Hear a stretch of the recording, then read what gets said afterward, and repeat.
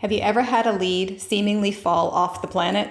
We're talking all about ghosting in this episode of Closing Time.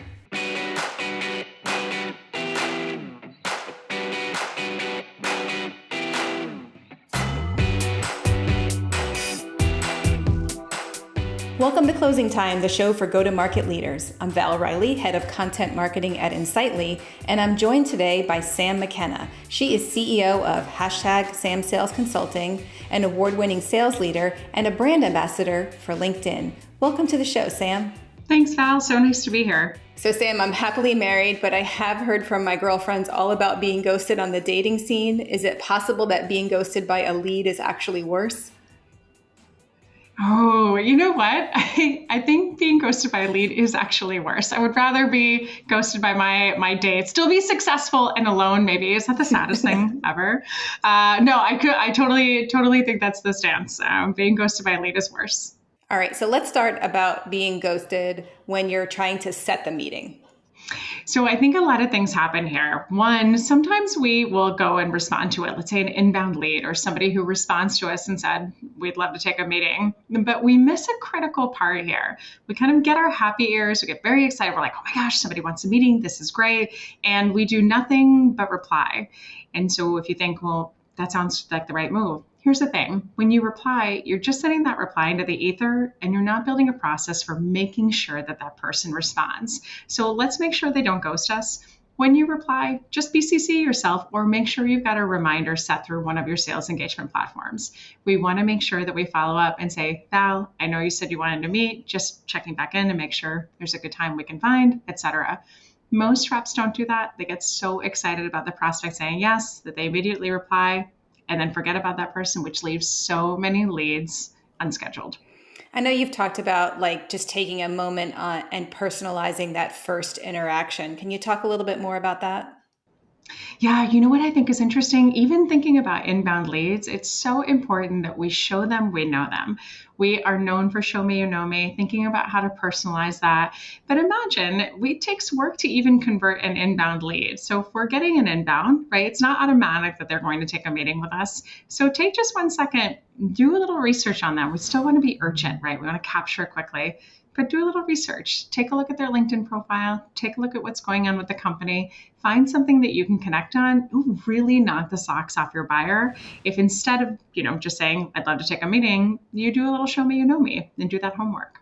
Yeah, Sam, when we were meeting each other, I know we went to rival universities. So I think I threw that into one of the first messages. And I really think that it got us, quickly engaging with each other on another level. Off on the wrong foot, right out of the gate, Val. So, but you know what? What a great way to show your personality. And I think sometimes we're afraid to do that in emails or at work, but bring your whole self forward, toe the line a little bit, see what can happen. And what an amazing way to build trust and rapport, even before you've had the chance to meet. Right.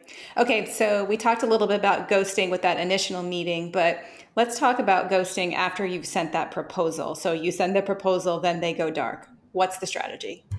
Yeah. So let's take 2 steps backwards if we can. So one, I think one interesting thing is sometimes we do get people who say they want a meeting, we follow up, and then nothing. So they've kind of ghosted us there. What do we do then? What do we do at that point, right? If we followed all the right steps. One of the things that we always talk about is the proactive booking. So Val, you tell me if this would work on you. You respond to me, you say you want the meeting, I diligently, non-annoyingly follow up with you.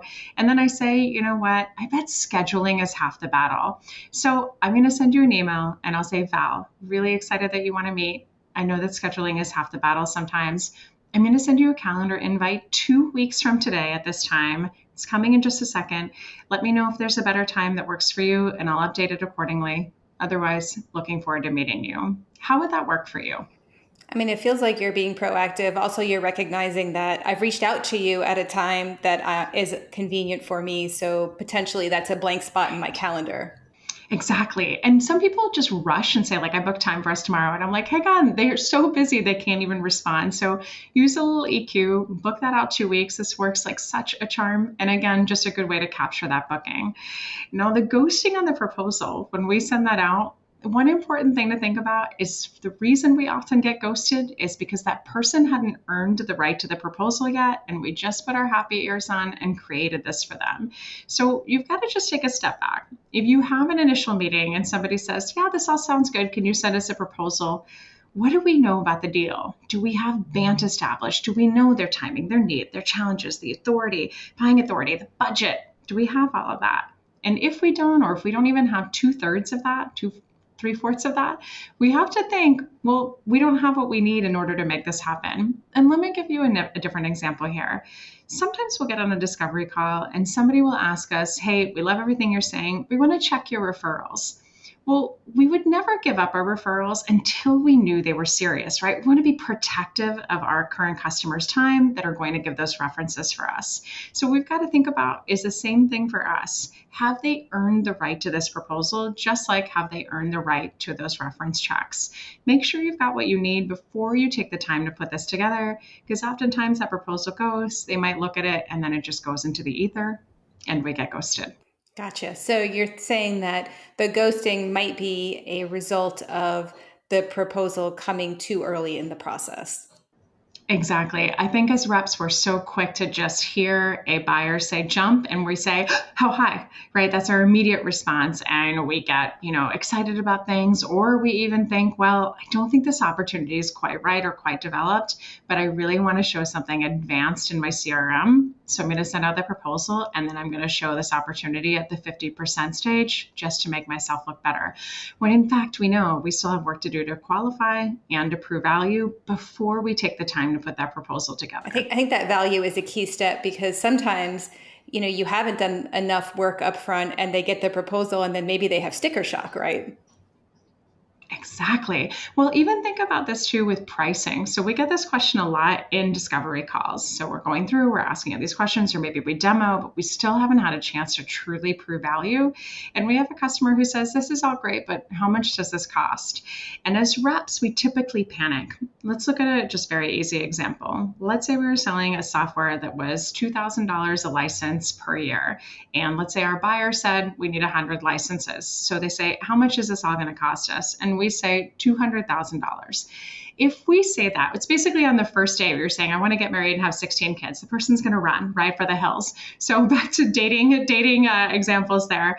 But instead, just think about it like this. If you say, we know at a minimum, our licenses cost $2,000 and we have a minimum engagement of 10 licenses. That is your worst case scenario, $20,000.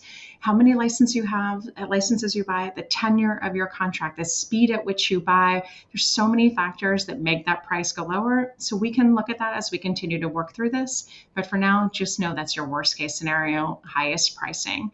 That number doesn't panic someone like $200,000 does. So just think about that. You give them something. It's a foothold, but it's not the big scary number. Right. So you said that maybe there are some ways you can capitalize on being ghosted. So it's happened, you're sitting there, your sales manager is like, hey, what happened to this opportunity? It seems to have evaporated.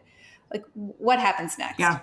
So I think one thing, just to make sure also this doesn't happen, but bring your leadership in. Let's multi-thread early in the game so that when you do get ghosted, you have levers you can pull on your internal team who have built their own connective threads. I think another thing that's really interesting is just to think about how we need to sometimes make a little effort, even for existing relationships we have. So if the proposal's out there, let's say we got far along and then all of a sudden they stop responding. Or let's say we have an existing customer, we have a great land and expand opportunity, but then the person stops responding to that. What do? We did a really cool thing with one of our female VPs recently. We had a great conversation going, great expansion opportunity, so much need, but then she stopped responding. And there's only so many times we can just check in. We never do that, by the way, or add value. So we changed it up and we employed Show Me You Know Me. We researched her a little bit. We found a podcast she was recently on. We absorbed some lessons from that. And then we used that right in the subject line as a reply to the other emails we'd sent and said, this resonated with us so much. It made us think about sales. Just wanted to say, we loved your podcast. And we got a response right away when we hadn't before. I can't imagine, you mentioned bringing in the sales leader. I can't imagine there's a sales leader listening to this video who wouldn't have loved to have been brought in at any phase during a deal that that the rep might actually end up needing help with. I think sometimes the reps are hesitant to bring in their leaders, and really we have to shift that. Absolutely. And think about this, like we don't want to bring a sales leader in for every single opportunity, particularly our transactional ones that have short sales cycles. We can generally work through those on our own.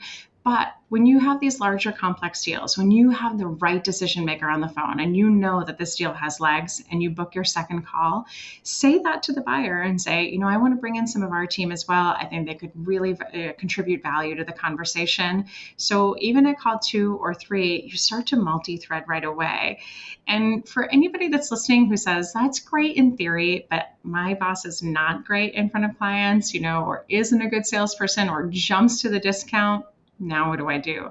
Bring in your cross-functional partners as well. Bring in somebody that might have the same title as them. Bring in somebody from sales operations or a champion that you have on another team. There's different ways to pull those levers, even if you're not blessed with an incredible sales leader.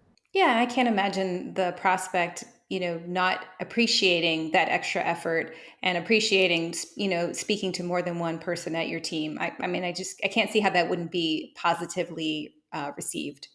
Exactly. And I love this too. When I sold to marketers previously, I would bring in marketers from our team and say, I want you to hear from them how they use our platform, what they do with it.